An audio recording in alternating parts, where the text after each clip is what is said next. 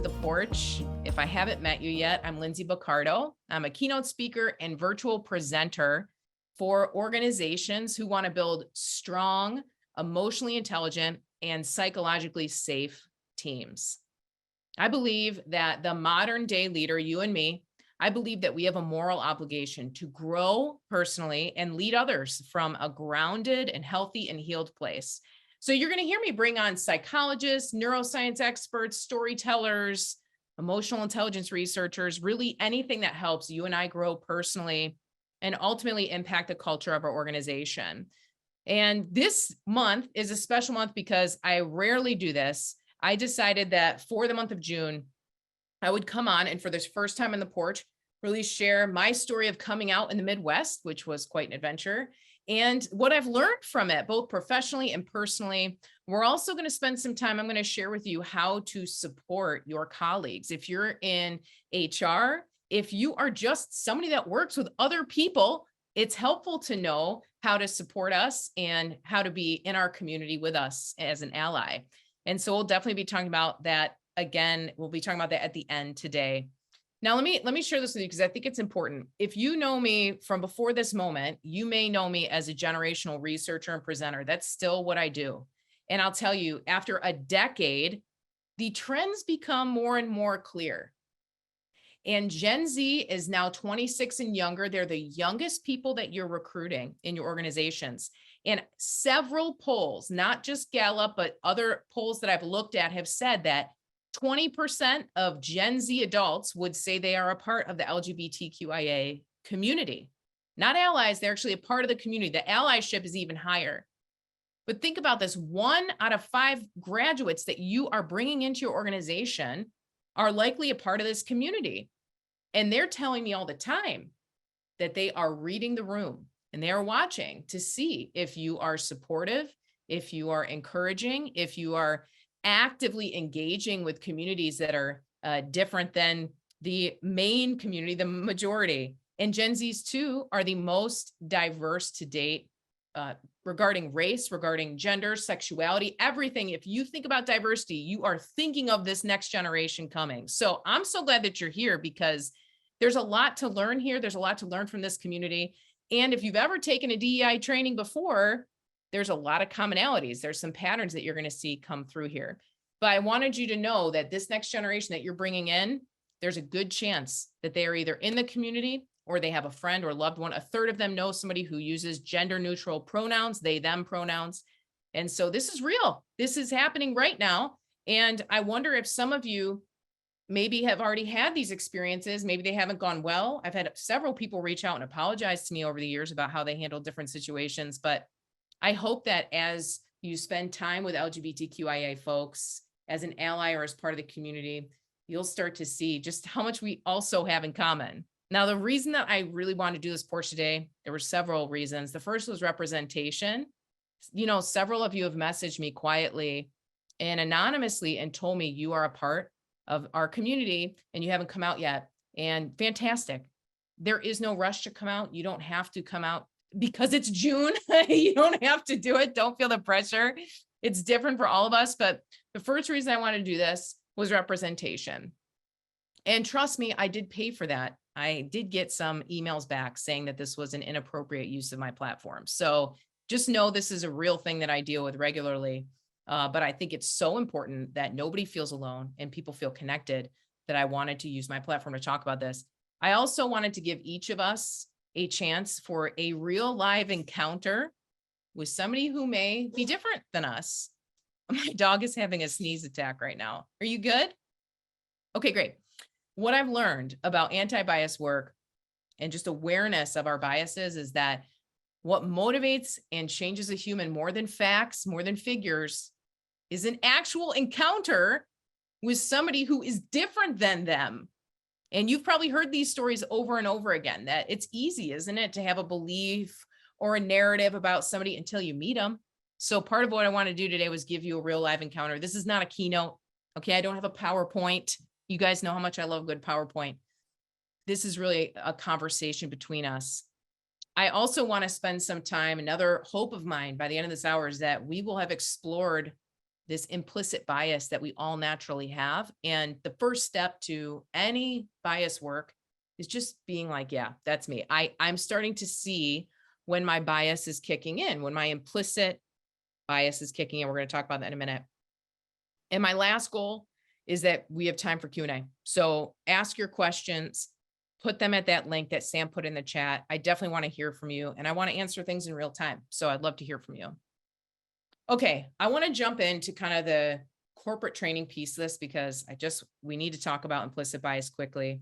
And if you're in this world, please share in the chat your experiences. Here's what I know, okay? One of the most important things for a modern day leader to have is self-awareness. And part of self-awareness is understanding how your brain takes in information. Your brain takes in so much information. Your brain is making 35,000 decisions a day. So I got to tell you, it does take some shortcuts as it's gathering information, as it's assigning information and assigning meaning to it. It naturally takes in other people and decides if they are like you or if they are other. It's part of how we create social safety. Your brain, every time you go out in public, scans the faces and the people that you encounter and decides, is this person safe or different and a threat? Are they safe and like me, or are they different and a threat? And this happens all day. And you really can't stop your brain from taking in information and categorizing it quickly. Here's what you and I can do is we can say, just because it organized it in this way doesn't mean it's true. Your brain is amoral. It's just gathering so terabytes and terabytes of data and storing it. I'm going to give you an example. This happened to me when I was in Broad Ripple. I used to live in Broad Ripple, and there's this gas station right on Broad Ripple Avenue. Okay. And I pull up to fill up, and the car in front of me at the pump is filled with trash. Have you ever seen one of these cars where the back window, like the whole thing is like a McDonald's wrapper, a McNugget box, an old Coke can, just full to the top? And I think Lauren was with me when this happened. Lauren was with me. And in my mind, as soon as I saw this dirty car with like half the back is falling off, it's just a mess. And the guy gets out and I'm thinking, ugh. And I don't even know what my thought was, but I was just grossed out. And I remember thinking, I don't want to be around this person. Ew. And then I get out of my Jeep and I hear a little girl screaming, and she goes, and I look over, and this girl is by the gas station attendant running out. The dog, her little tiny chihuahua, is running towards Broad Ripple Avenue. And I run towards the dog and I realize I'm going to spook it. So I get down on the, on the gas station ground and get my clothes all dirty. And this guy, this scruffy guy that I had just made a judgment about, follows my lead. This big guy, dirt under all his fingernails, filthy, gets down on the ground with me. And him and I start tag teaming. How are we going to get this dog from going into the street? He gets back up. He walks around the backside and pushes the dog, basically scares the dog back into the gas station area. The dog kind of reorients, runs back to its owner, and this little girl starts thanking us. And I look at this guy, scruffy beard, dirty hands, and I gave him a handshake. And in that moment, I was broke. It broke me. It absolutely broke me to realize, just because of the way this guy's car looked, I made like 10 assumptions about his morality, about his willingness to help other people. It's just, our brain just did it. My brain just did it. And I remember getting back in the car and thinking, I will never let those thoughts take control of my actions. He taught me something. He doesn't even know me from the next person, but he taught me something in that moment. He reminded me that my brain, doesn't matter how much DEI training I've done, is still going to write a story. And I have to decide that moment, is that story real? Or did my brain just categorize him quickly because of 2 or 3 different data points?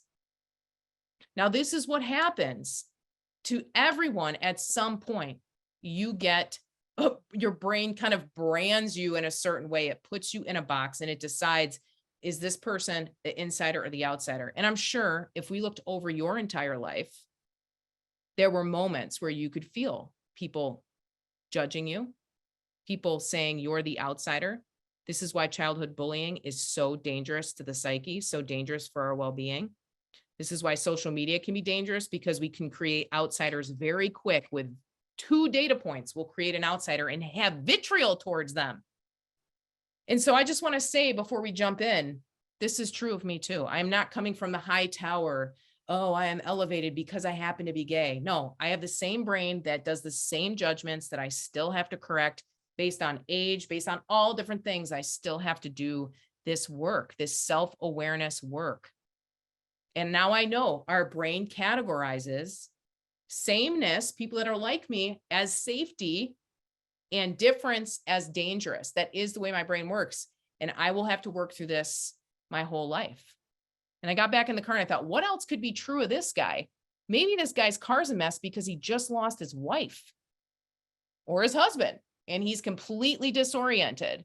Maybe, what if he's a genius and he's just a messy guy? They say Albert Einstein, Thomas Edison, Steve Jobs all had messy desks. Maybe he's just a messy person. He likes to tinker in his garage and then he happened to be out right then. And here I am thinking he's a dirty guy, not a good person, man. So I just want to start there. Regardless of what we're talking about today, we're talking about LGBTQ, but whatever we're talking about, just know my brain is naturally going to do that. And I need to be mindful of it. I need to be mindful that my brain likes to categorize people, but it doesn't mean I have to stay there.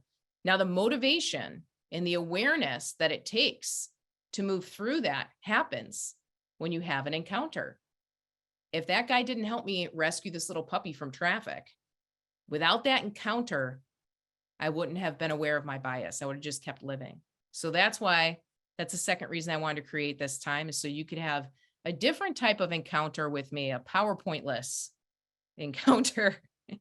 And I'm thinking that the reason that you're probably here with me today, if I had to take a guess, is because you probably have seen me speak on a stage. You've met me in some way in a business exchange. And I just want to be transparent that what we're talking about today is a raw topic for me. I don't talk about being gay a lot.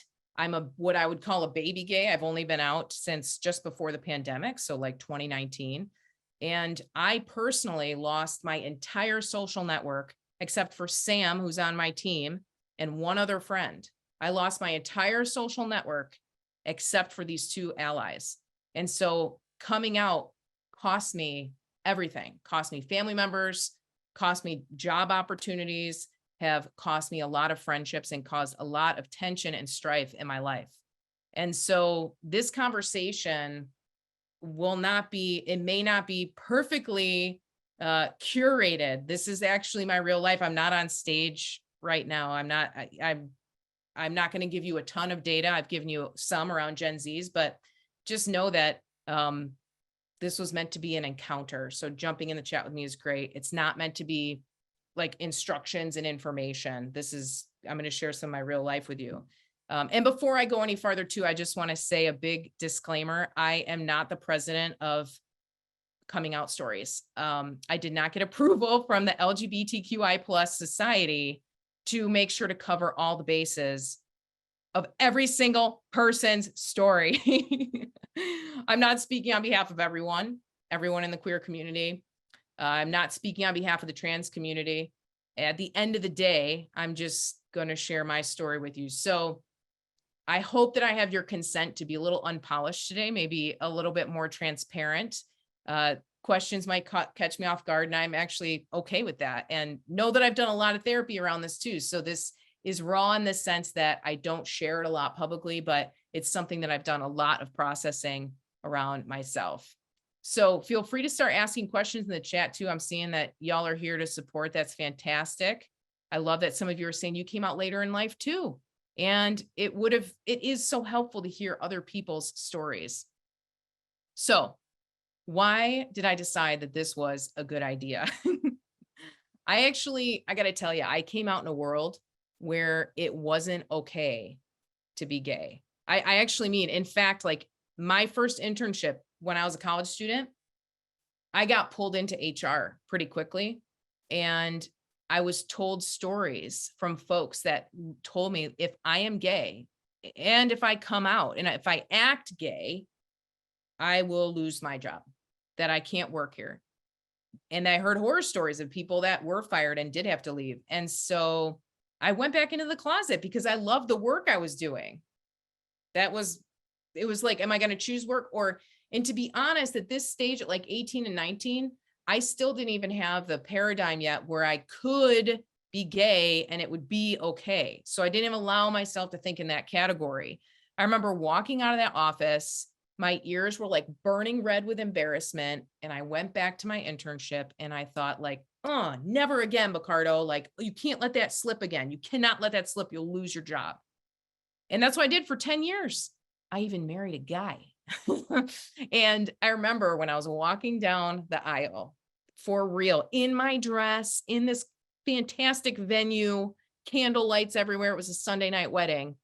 I'm walking down the aisle and you know, the intrusive thought that I have, I am so glad I'm not gay. That's literally what I'm thinking about as it's like, da-na. I'm like, I'm not gay. Hello, I'm not gay. I'm marrying a man. Hello, hello. That was what I was thinking about. And you can keep all that. I think Heather was at my wedding, so she probably thinks this is hilarious. You can kind of push all that down, and I did for a while. But I have a dream one day that our job, our reputation, our livelihood, our health, our mental and physical health won't feel threatened because we're a part of the LGBTQ community.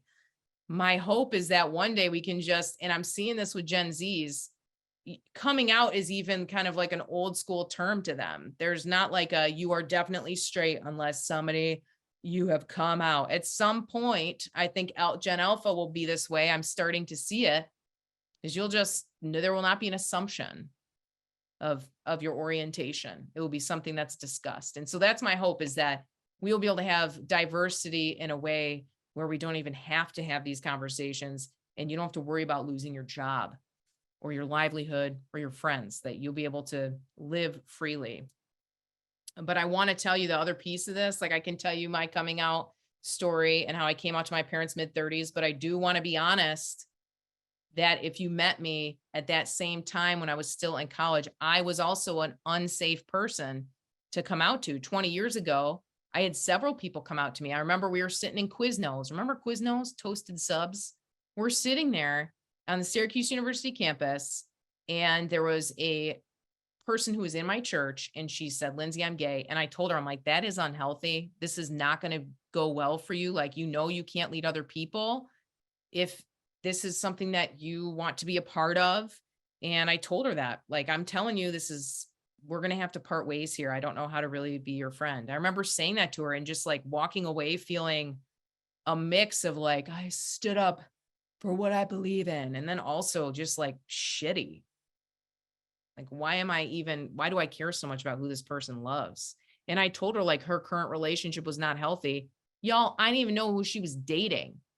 I didn't even know the person. And yet I feel like I could make this judgment on her life because the person happened to be a woman. This happened several times. There was like a massive wave of coming out because we were at a campus where that was fine. And I remember one of my buddies from middle school approached me one day and she said, Lindsay, are you serious right now that you are really telling these folks that they're unhealthy and wrong? You're really doing that? And I remember being like, yep, that's what it is. This is a sexual ethic. They're acting inappropriately. This is wrong. And I remember we were in the middle of studying together. She left her books, all of her books laid out on the study table, and walked out and didn't come back for 3 hours. She never came back. She never spoke to me again.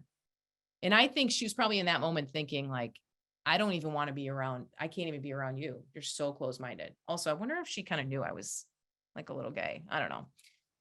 But I'm haunted by those conversations. I'm haunted by, and I've apologized to each one of these individuals since then. And don't know that it even makes a difference, but I think they probably think it's kind of ironic that I was the moral police. And then I'm like, also, I am also I am gay. Yeah, I'm getting married to a woman. And so I have to live in my own hypocrisy. This is like not something I've always been okay with. I've had to do a lot of work around it. And so I think it's really important that we share the process that we've all gone through, that it's not like, I've always been okay with it. What's wrong with so-and-so and they're not? No. And it's also very interesting to live on both sides of this narrative, as you can imagine.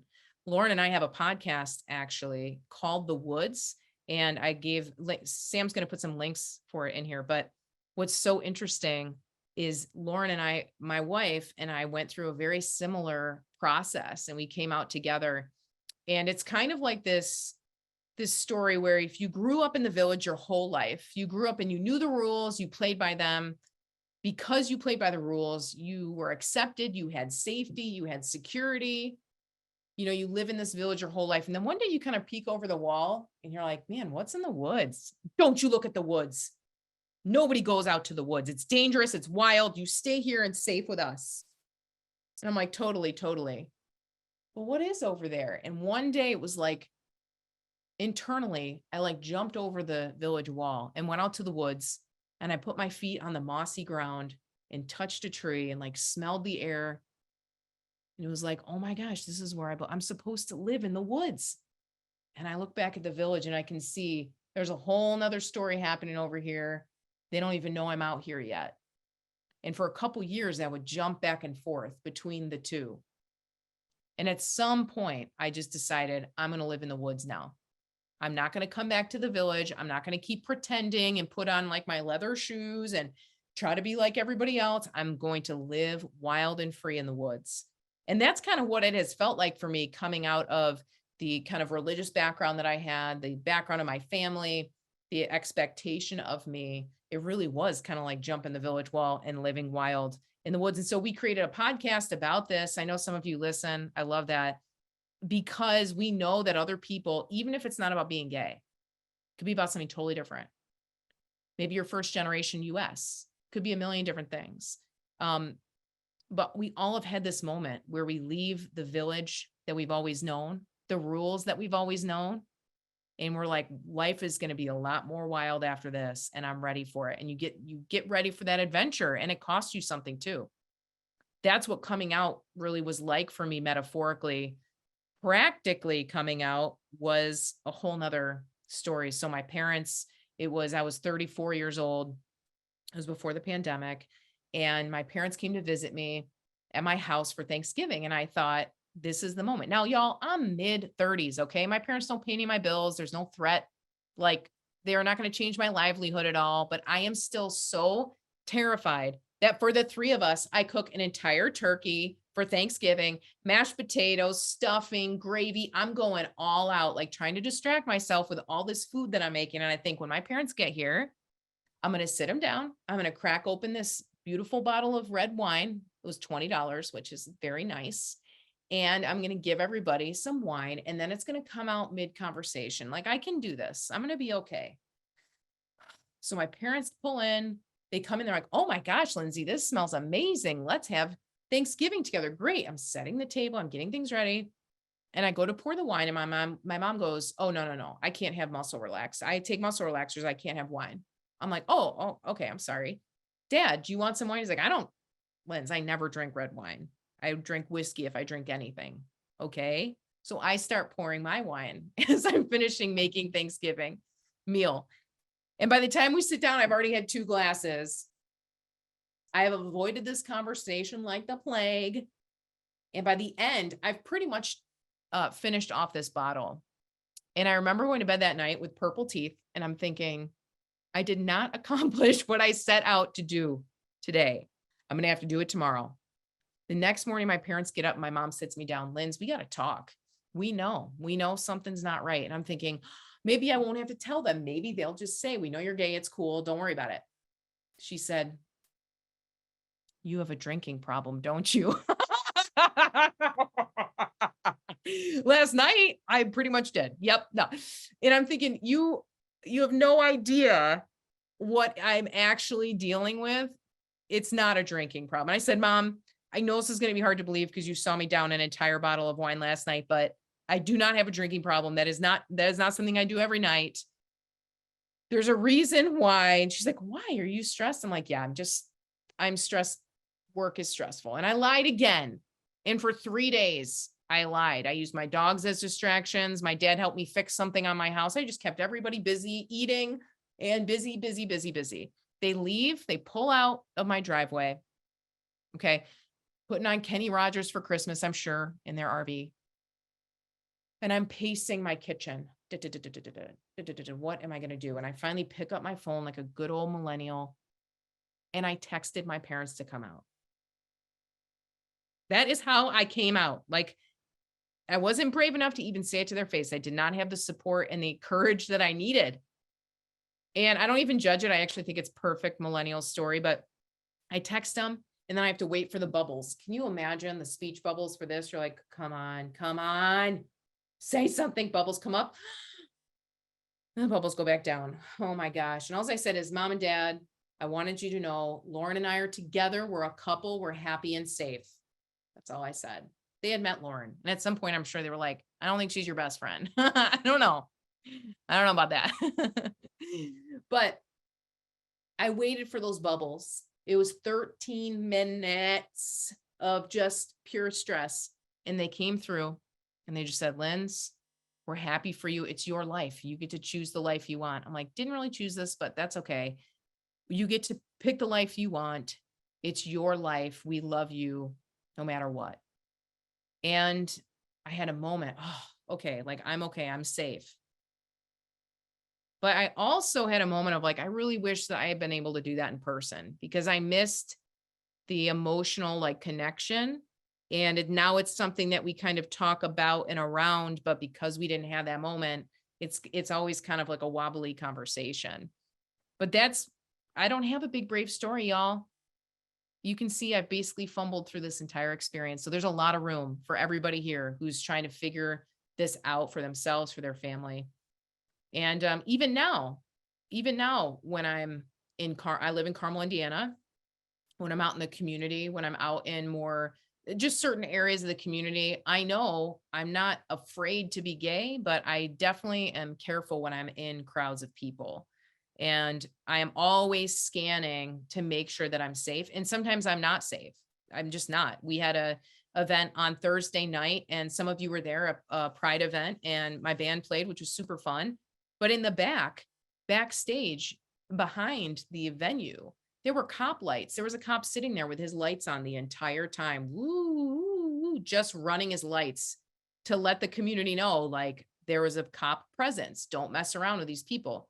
But that is kind of my life. We've had, Lauren and I have been out in public before, and I've had men get up in my face threatening me, and people have intervened and stopped the conversation because I'm getting screamed at about being a dyke. Those are real things that happen. And it's not imagined, and it's not something read in a book.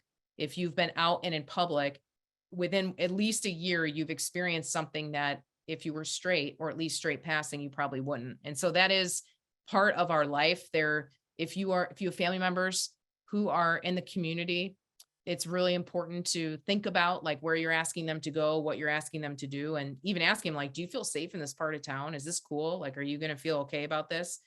It's really important that you just keep that in mind, that especially there's this term in our world called straight passing. So if you've met my wife or you look on my Instagram, you'll see Lauren is more straight passing than me. You would see her out in public. You wouldn't imagine immediately be like gay, but me, you're probably, just because I have short hair and an undercut, you're going to think I'm gay.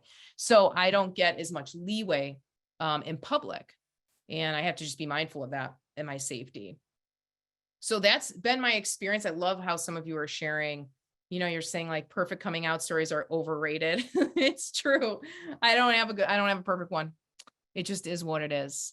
And I think it's more important that you know how much of a wiggle and a process over a decade it's been since I was 20, kind of managing all of this until I came out in my mid 30s, and now I'm 38. So it's been almost 20 years of my life just trying to figure this part of my life out.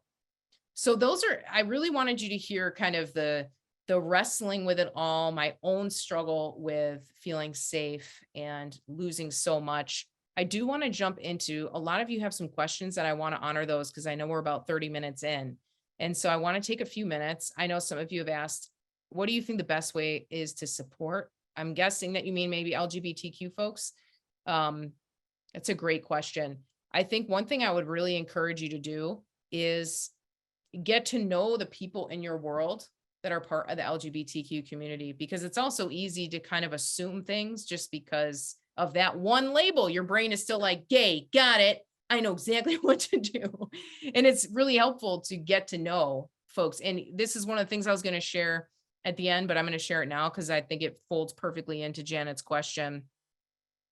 One of the things you can do that's really helpful that I've seen some of you do, some of you did it today on this call, is to show up.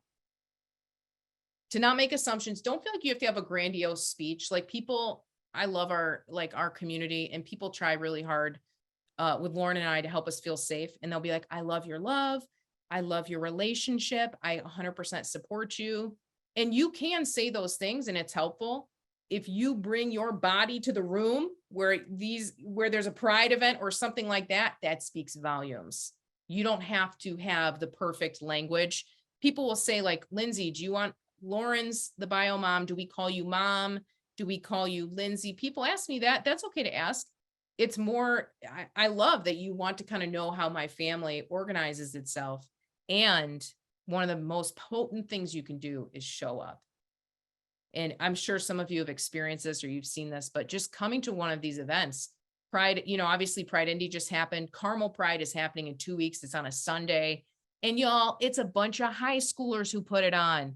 Lauren and I are on the adult kind of board, looking over them, making sure they have what they need. We're talking about t-shirts today. We're talking to Carmel police. I'm helping them organize their conversations because there will be protests this year. We already know that.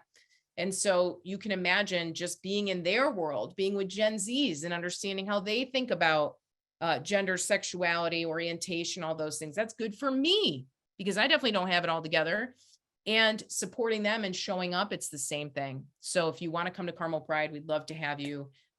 It's 2 Sundays from now. Sam will look it up real quick and post it for us. If you live in Indiana, if not, fly here from California. I'm just kidding. Another thing that I would encourage us to do when you're thinking about how to support folks is to spend quality time with LGBTQIA, especially families. Find things that you have in common. There's a lot. Being gay is not like the number one thing I think about when I think about my identity, when I think about who I am. It's not the first thing I think about, like my kids. I think about being a parent. I think about being a spouse. I think about being a dog owner. I think about a lot of other things. I think about being gluten-free. Okay. There's like other parts of me besides this one thing. We don't have to be on the same page. You don't have to be the same as me to be deeply connected to me.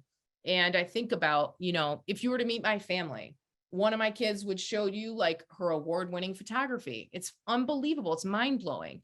And then my other kid would say, let me show you my candy business. I've got my own candy business. I run at the pool. And we would have conversations around dogs, candy businesses, photography, things that have nothing to do with the LGBTQ community. And that's fantastic. There's other things that we have in common. So I would say find other common ground where you can just have great conversations around other things that matter to you. Let's see who else. I've got some other questions that I wanted to make sure to answer. And I have some tips. So what do you want me to do first, Sam? Should I do tips or questions? Let me give the 3. I'll do this first. I'll do the 3 things that will help you as a community member and as a colleague. The first one is what we just talked about. Spend quality time with folks. Even if they're different than you, you have more in common than you think. That makes a huge difference. And it shows us that you're safe. Along with that, and this may seem small, but it's actually big. The reason that we use the pride flag so much, the reason that we use that is that's a symbol for us that we're safe. I walked into a Starbucks today. They had a huge, like a monster pride flag hanging in the Starbucks. Every time I see one, I still go, I still have those moments.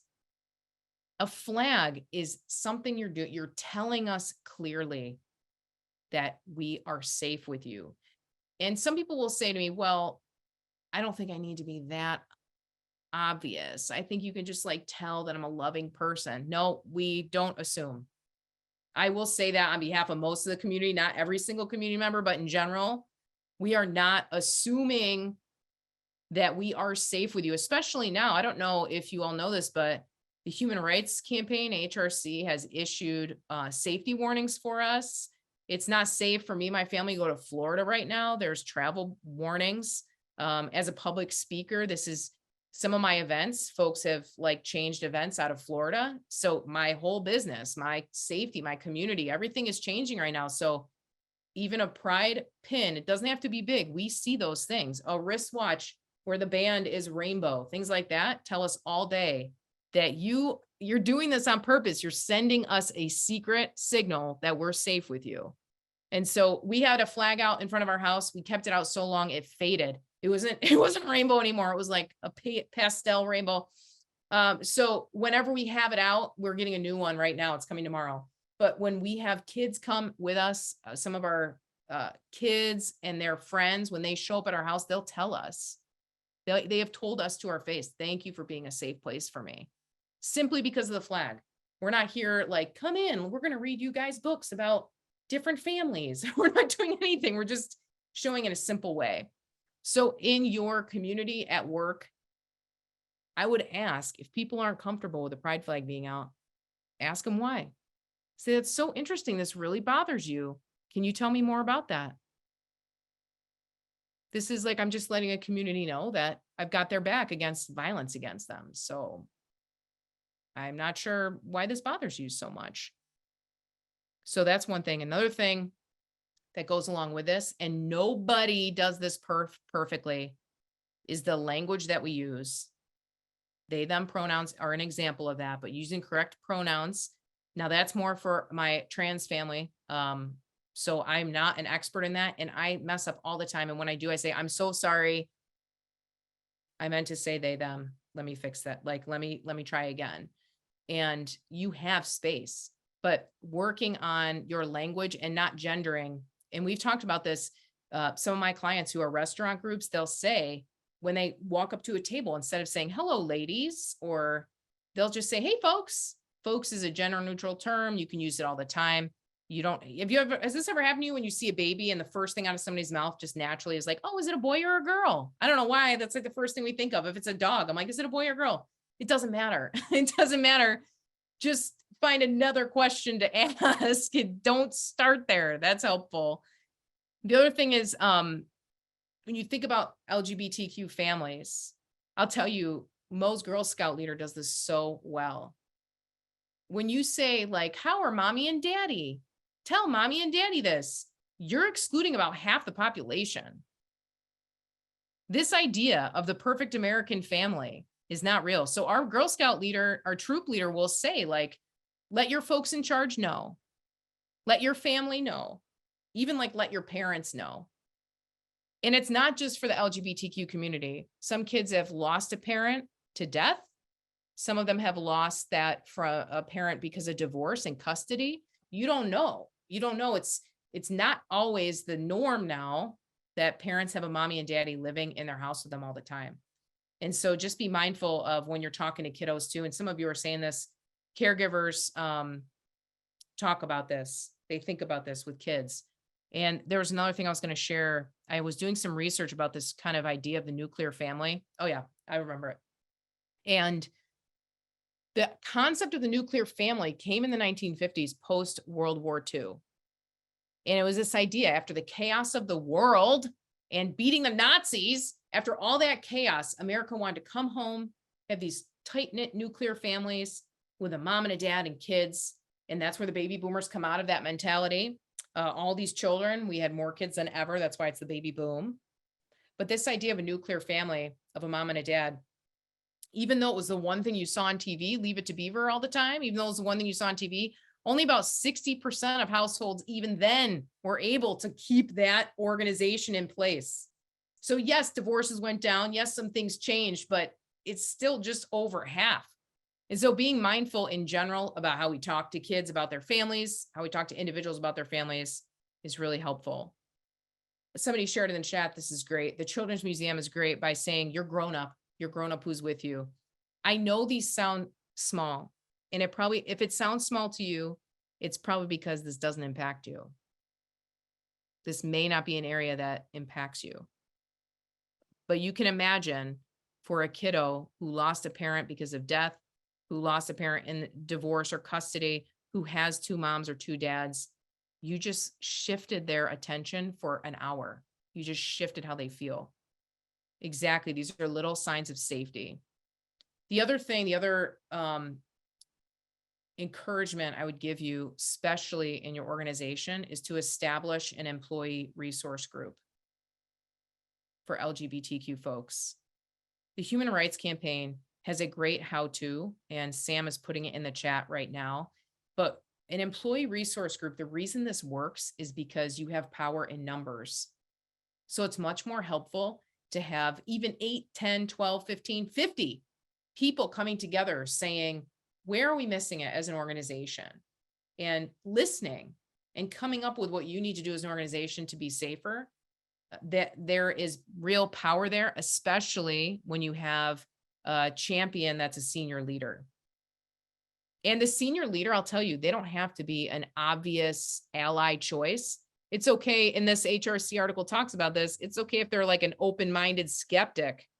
That's okay too. But you want to have somebody there who will champion your requests, who will champion what you're bringing to the table on the leadership side, the senior leadership of your organization. So I'd encourage you, that would be another thing to look at, is establishing an ERG, an employee resource group. There's other topics too. You might find that after you create that one, that there's 2 or 3 other things that your employees are saying, we really do want a resource group around this. We want to have a voice at the table. And that's a great opportunity if you're in HR to listen. You don't have to have all the answers. That's what's so great. You don't have to say, I did 80 hours of research on the LGBTQ community, and these are the 3 things we need to do. You don't even have to do that. You can just be ready to listen and respond to the employees that you really have and their needs. So I would encourage you to do that. Those are the big things that I wanted to make sure to share on the corporate side as you're looking to support others. I do want to say this too, before we jump into Q&A. On the personal side, please know that these conversations around LGBTQ for teens are life and death. These aren't like, I'm uncomfortable with you being gay. These aren't little issues. These are life and death issues. There's been so much research around the amount of suicide rate. Suicide is the second leading cause of death among young people aged 10 to 24, the second leading cause of death. And LGBTQ youth are 4 times as likely to attempt suicide than their peers. So if you're in any group in the community that speaks out against queer folks, please know that the teens are listening. Even if you have this mindset that the queer adults are training the queer kids to be gay, if you're in that weird cycle of thinking, I can tell you from firsthand, because I encounter them, that nobody told them this. They have discovered this on their own and they need support. Even if you don't agree with it, do not let your thoughts around this issue be something that pushes a kiddo over the edge. This is seriously dangerous. Lauren and I have spent time with megachurch pastors explaining to them how important it is that they don't create an atmosphere of antagonism and hate towards queer people, because the teens are listening. And it's not just teens hurting themselves. The bullying for a specifically transgender youth is through the roof. 29%, so almost a third of transgender youth, have been threatened or injured with a weapon on school property. So a third of transgender youth are in physical danger of their peers. Now, where did they learn to behave this way from? This is compared to 7% cisgender youth. So you are much more likely to have a physical altercation, to be attacked. I've experienced it as a gay woman. I'm much more in danger in public now. And the same thing, a third of gay or lesbian youth and 31% of bisexual youth have been bullied on school property, compared to 17% of straight youth. So you're still twice as likely. It's a very scary time. It's not just about what you think about this. It's about the physical safety of human beings. And so I don't say that I really do say it to have a sober moment with you. Like, this is very dangerous. The way that we talk about this, the way we represent our thoughts, even on Facebook, the way that you comment, they're watching and they know what you think of them. And I love that some of you are jumping in and saying, like, life is short. Everyone's doing their best just to get through it and find your happiness. If you have an opportunity to be kind and inclusive, why would you choose anything else? Exactly. That's exactly what we're saying.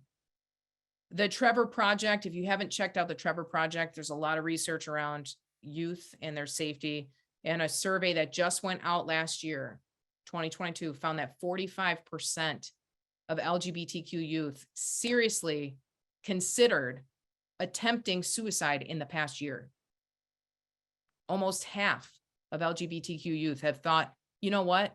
It'd be easier if I wasn't here. I get so much vitriol and hate.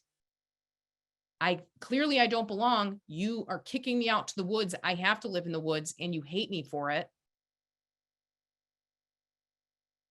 This is intense.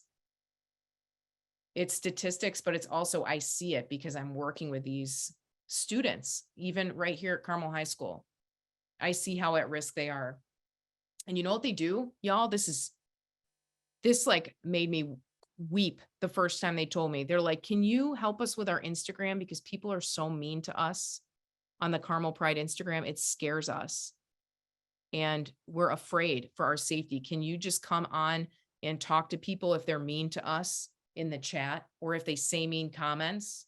Why would you don't waste our time? Like, why would we waste our time doing that? So I would encourage you, with all the vitriol around this, it would be better to be silent than speak.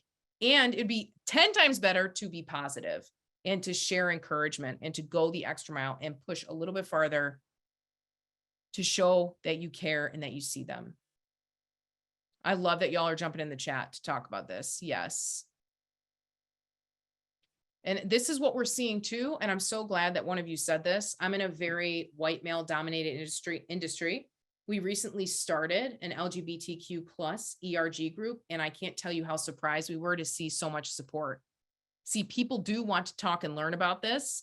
And as someone who felt like I was well informed, I've learned so much in the past year. That's fantastic. That's exactly what we're talking about. People are more open to this than we think, but there has to be the initiative. Somebody's got to start the ERG group. It's going to be you. Thanks for coming. Okay, I do want to jump into questions. I know I want to honor our time. We have 11 minutes. We had a couple questions come in early. Let me find those real quick. And then we will jump. Sam, can you read those questions to me? I don't want to keep scanning my document. It's distracting me. Can you read those questions we put in that came through? Yeah, you bet. Some of them are covered a little bit in your story. Okay. So asking about coming out and receiving backlash from your families, and how to set so how do you set boundaries with either family members, friends, that maybe didn't handle things well? How do you set boundaries to hold relationships? Yes, this is so important.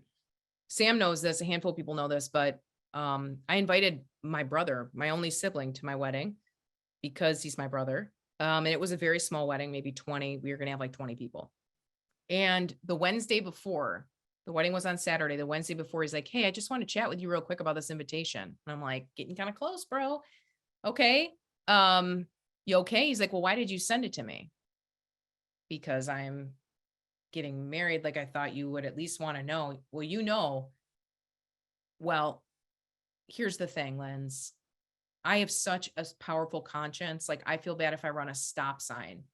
And so there's no way that I can be at your wedding, and I wouldn't go. And I'm just surprised that you even invited me. This is like 3 days before I'm getting married. And Lauren was with me, and I felt myself leave my body, like completely, like I'm out. And he was crying. I had several people cry, like weep, like I was on my deathbed. Like they were saying goodbye to me for the last time, because whoever they thought I was, I'm not.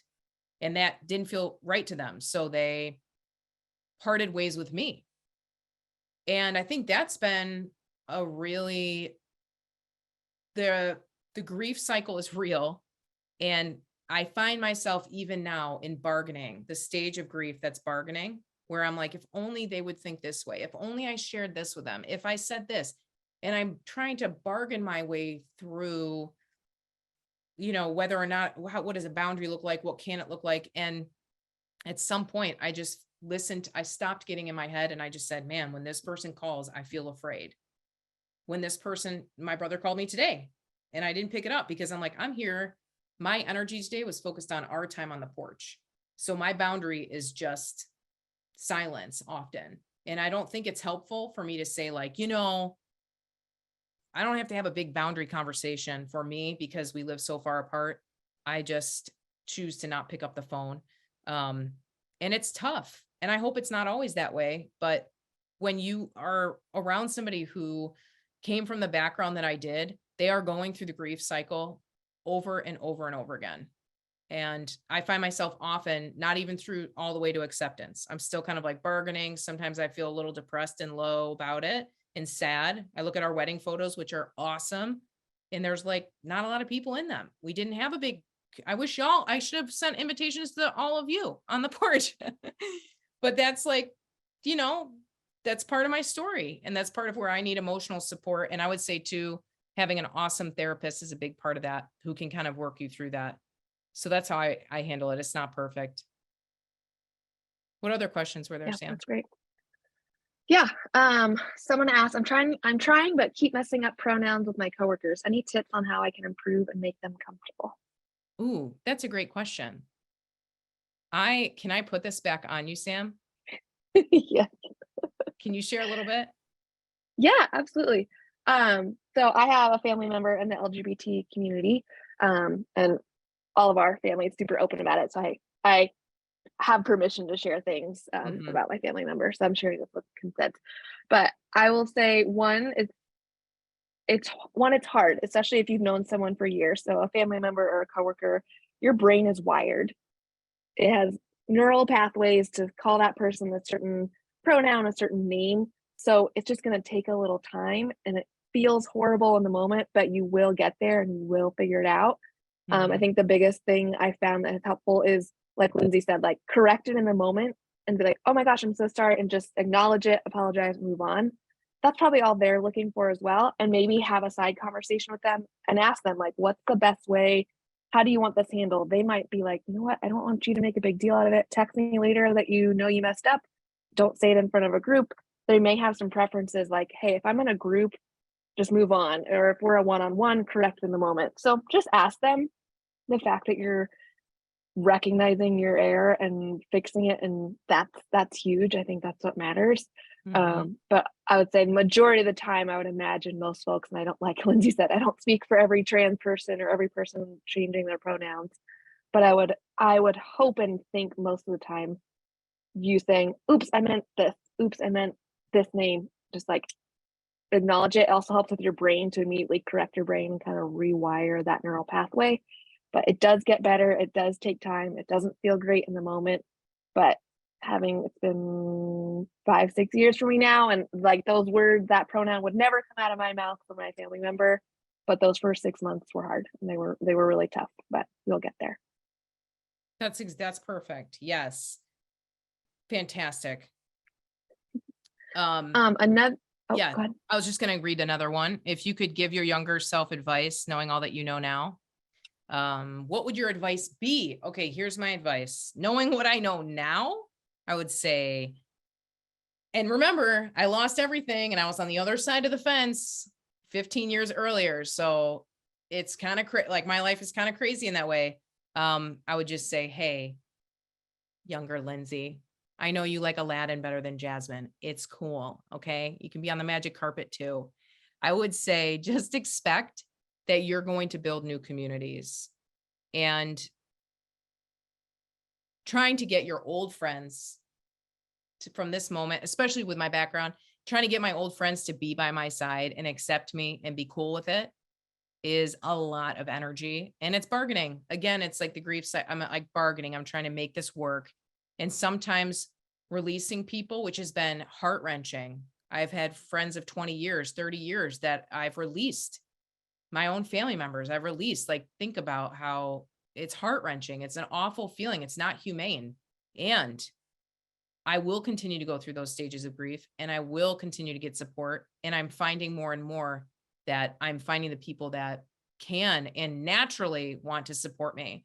One of the safest people in my life when I was coming out was Sam, because she understands this world intimately with a family member in our community.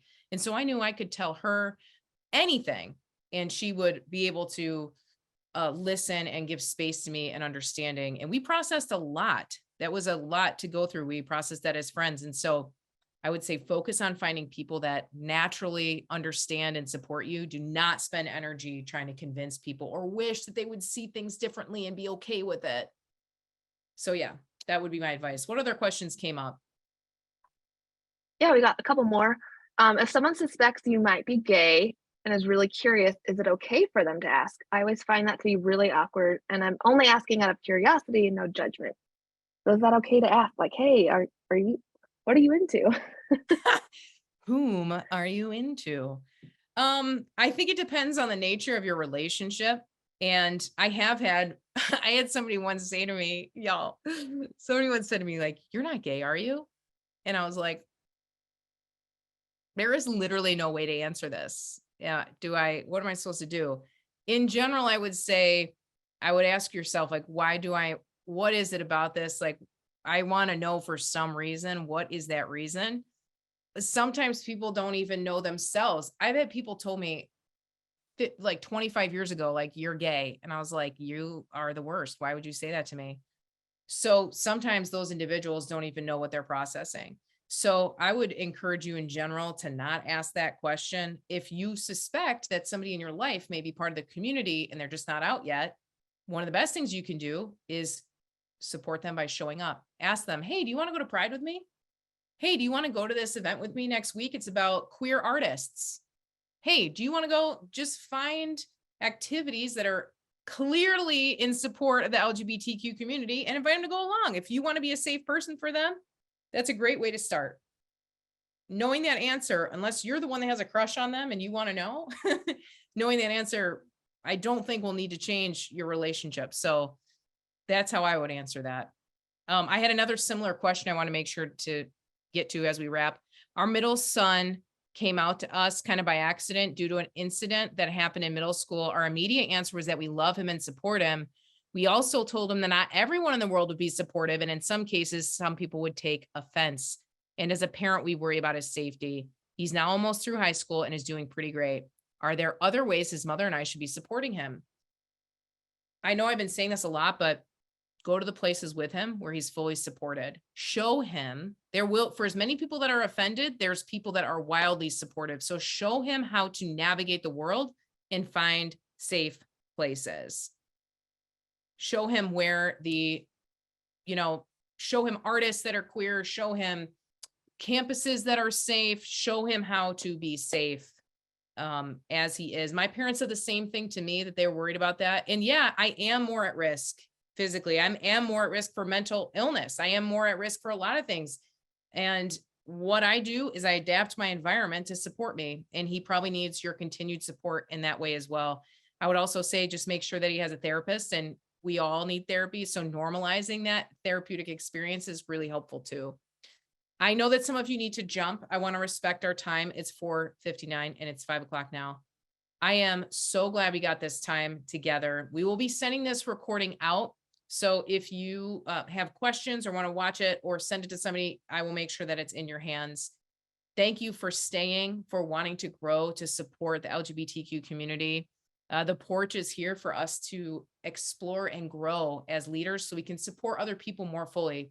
And you showed up. You did exactly my tip over and over again. You actually showed up, and that says a lot about your leadership and your character. And I have mad respect for you that you took the time to do this today. Thank you, everybody. Thanks for jumping in. I see everybody sharing in the chat. Feel free to email me if you have questions. I'm happy to chat after this. Feel free to do that. I know some of you want some of those statistics, so we'll make sure to put that in the follow-up newsletter too. Sam, make sure I do that. Thanks, everybody. Hope you have a great night. We'll see you next month on the Porch.